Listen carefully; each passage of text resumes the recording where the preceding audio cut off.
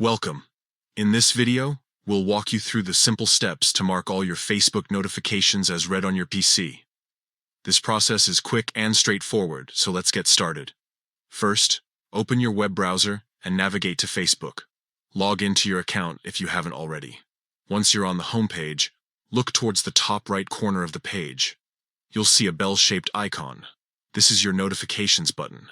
Click on it to open your notifications menu. Now, within the notifications menu, take a look at the top right corner again. You'll notice 3 dots. Click on them. This will bring up a small menu with several options.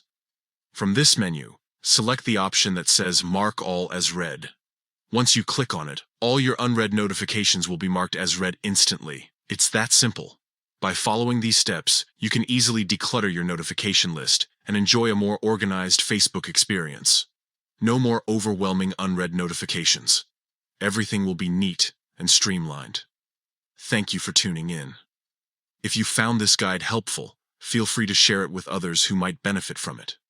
Stay organized and enjoy a cleaner notification center on Facebook.